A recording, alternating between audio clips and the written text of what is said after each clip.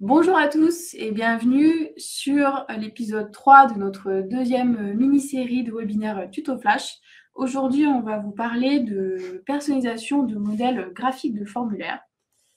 Donc, je me présente. Hop, ça marche pas trop. Donc voilà, aujourd'hui, on est en compagnie de Amine, qui est technicien Bonjour. support au Sphinx et qui est aussi chargé de toute la documentation, et de moi-même, qui suis chef de projet digital, voilà, qui travaille plus sur l'évolution technique de nos logiciels.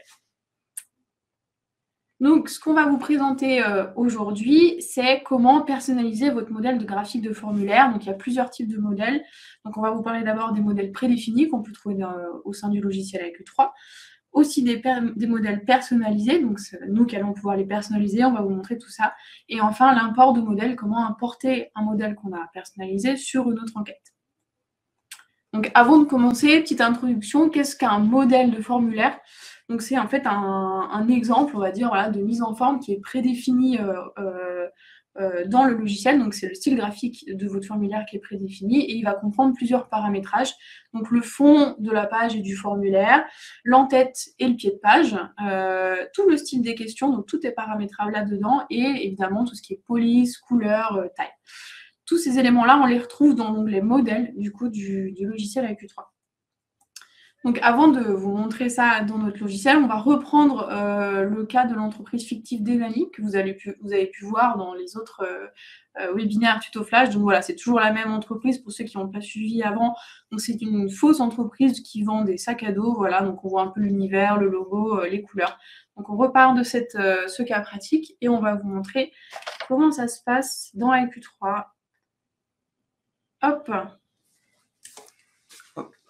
Du coup, là, on va vous présenter premièrement les modèles prédéfinis qu'on a dans le logiciel Sphinx IQ3. Donc, ces modèles, vous les trouvez lorsque vous créez une nouvelle enquête. Donc, je vais vous montrer, dans notre cas, on est parti d'un questionnaire vierge, donc sans mise en forme. On a toutes nos questions, toutes nos zones de texte, etc. Donc, pour sélectionner des modèles prédéfinis, vous avez deux possibilités. Soit depuis le bandeau tout en haut, vous cliquez sur modèle et après, vous avez toute la liste des modèles prédéfinis que vous retrouvez ici. Il suffit juste de sélectionner. Ou sinon, en cliquant, peu importe, n'importe où sur le formulaire, vous les retrouvez tout à droite. Vous avez la liste des modèles. Donc là, si on souhaite par exemple appliquer un modèle prédéfini, il suffit juste de cliquer dessus. Si je prends l'exemple de desktop, hop, on voit directement que le modèle est directement appliqué sur notre questionnaire. Si je prends un autre exemple, hop, je clique ici sur sport par exemple, ou montagne, hop, tout est appliqué instantanément. Dans notre exemple, vu qu'on est sur un sac de randonnée, on est plutôt sur le thème de la montagne, de la nature. Donc, par exemple, on peut se dire, on peut utiliser ce modèle prédéfini. Évidemment, on peut le modifier si on le souhaite. Par exemple, je voudrais, par exemple, changer l'image de fond ou la couleur des boutons ou peut-être la police qui correspond à mon enquête. Ceci est possible et c'est ce qu'on va vous montrer dans la prochaine étape. Donc voilà, soit vous pouvez partir du coup d'un modèle prédéfini qu'on a ici, et puis après vous pouvez le modifier, soit vous allez créer un modèle qui vous correspond vraiment. Et donc pour ça, vous pouvez cliquer, donc je repars d'un formulaire, on va dire vierge, vous allez pouvoir, hop, attendez, je remonte tout en haut, hop, on repart de notre modèle de formulaire vierge, et donc là, vous pouvez cliquer sur créer un modèle, et vous allez pouvoir du coup personnaliser l'ensemble de votre modèle. Donc déjà, la première chose à faire, c'est le renommer. Donc là, dans mon cas, je vais mettre mon modèle.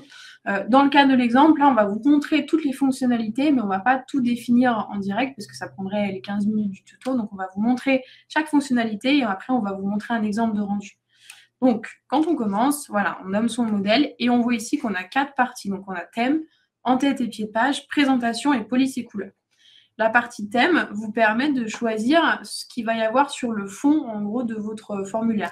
Donc, c'est soit, par exemple, que vous voulez un motif, qui est ici. Donc, si vous les choisissez, si vous cliquez, vous avez ici la petite prévisualisation qui vous permet de voir à quoi ça va rendre. Soit une image de fond. Et donc là, vous avez une bibliothèque qui est intégrée au logiciel avec U3. Donc, par exemple, voilà, si vous voulez mettre des animaux ou mettre un paysage, par exemple, dans le cas de la montagne ou du tourisme, par exemple, vous pouvez cliquer et puis là, on va vous montrer plein d'éléments. Donc, par exemple, sur notre entreprise de sac à dos, on peut mettre voilà, une petite montagne derrière, ou si vous avez une image directement sur votre ordinateur, vous voulez l'ajouter, vous avez ici une image de mon ordinateur, vous cliquez, voilà, ça ouvre votre dossier, puis vous pouvez aller sélectionner l'image que vous voulez. Donc voilà, ça vous permet du coup de sélectionner, on va dire, ce que vous voulez. Après, vous avez la partie du fond de votre couleur de fond du formulaire. Donc là, je mets délibérément des couleurs pour que vous puissiez les voir. En gros, si vous cliquez, vous voyez ici que le fond de mon formulaire a changé. Donc là, voilà, vous pouvez vous amuser là-dessus. On ne va pas s'attarder sur la partie look tout de suite. On vous montrera après un rendu plutôt sympa. Ensuite, l'entête et le pied de page, donc ça vous permet notamment d'ajouter soit un titre, soit surtout votre logo qui va pouvoir être présent sur chaque page du coup de votre questionnaire. Donc dans mon cas, par exemple, j'aimerais bien ajouter mon logo. Donc on voit ici logo, titre ou image de droite, donc le logo qui sera à droite. Donc si je vais sur utiliser un fichier spécifique et que j'ouvre mon petit dossier, vous avez déjà la galerie d'images datatives qui s'ouvre avec V3. Et vous pouvez aussi aller du coup chercher directement l'image que vous voulez. Donc dans mon cas, j'ai le logo de mon entreprise de sac à dos qui est là. Je clique, je l'importe. Ensuite, pensez bien à travailler l'échelle de votre image. Donc moi, je vais le mettre à 35% pour que ce soit voilà, un peu plus petit, un peu plus clair. Ensuite, ce que je vous conseille, c'est de partir sur la partie police et couleurs et après de faire la partie présentation. Pourquoi? Parce que comme vous avez déjà défini votre thème et votre couleur de fond, entre guillemets, vous allez pouvoir tout de suite tester si la couleur de la police que vous allez ajouter, elle va bien rendre et c'est peut-être plus simple. La partie présentation, c'est là où on va pouvoir faire toute la mise en forme des questions. C'est la partie un peu plus longue, donc vaut mieux tout préparer avant et ensuite bien travailler cette partie-là.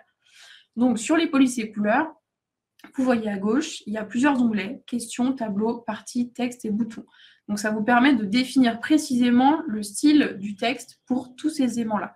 Donc dans questions, si vous définissez le libellé voilà, en Arial 14, en violet, c'est-à-dire que tout le libellé de vos questions aura cette taille-là, cette couleur-là, etc. Donc, je ne vous présente pas là, les fonctionnalités, gras, italique, souligné. Normalement, on connaît à peu près tous ces éléments-là.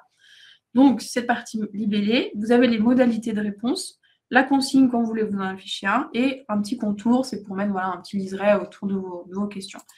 Pour le tableau, c'est sensiblement la même chose. Vous avez cette partie-là. À noter, il y a la partie affichage du tableau, couleur alternée. Donc ça, c'est souvent important de le faire parce que quand vous avez voilà, un tableau avec plusieurs lignes, vous allez pouvoir avoir des couleurs alternées comme dans Word, donc ça facilite la lecture.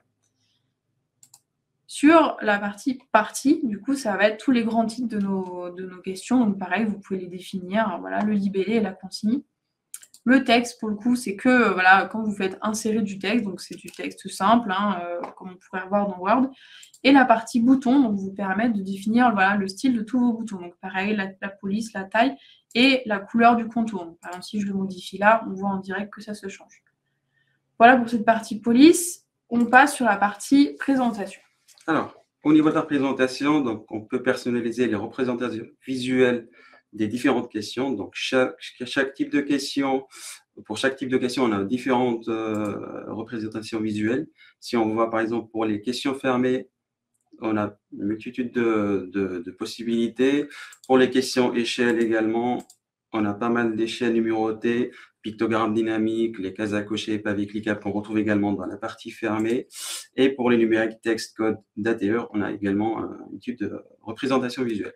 Si on prend par exemple dans notre cas les questions fermées, donc par exemple ici, si je veux personnaliser l'affichage des pavés cliquables, on a vraiment la main dessus. Donc ici, on peut jouer sur la couleur des pavés. On peut rajouter d'autres couleurs si besoin, si on veut faire un pavé avec plusieurs couleurs. La couleur du pavé, quand il est sélectionné, on peut sélectionner une couleur également.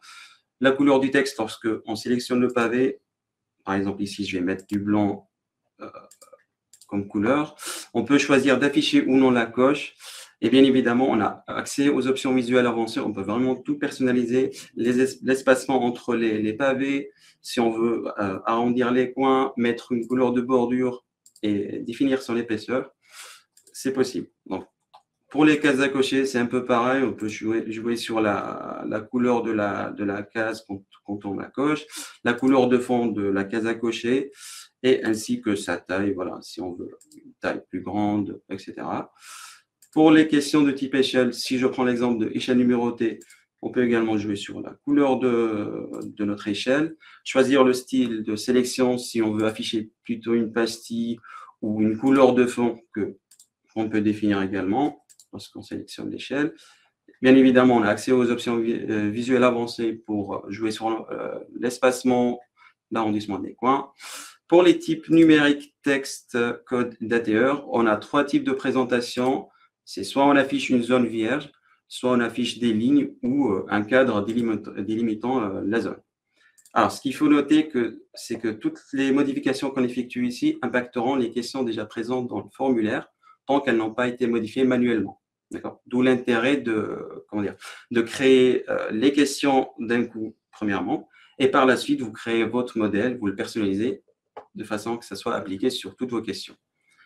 Donc, dans notre exemple, je vais juste cliquer sur annuler, je ne vais pas valider, et on va vous montrer le modèle qu'on a préparé. Une fois qu'on l'applique, voilà, tout est mis en place. Comme vous pouvez le voir, les boutons, les polices, les couleurs sont appliquées sur notre questionnaire qu'on a conçu précédemment.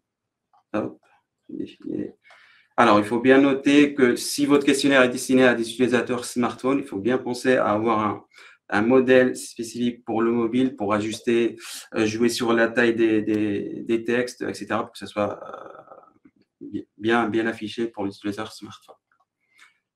Voilà. Alors, là, on va passer à la partie... sur la partie import du modèle. Ouais. Hop.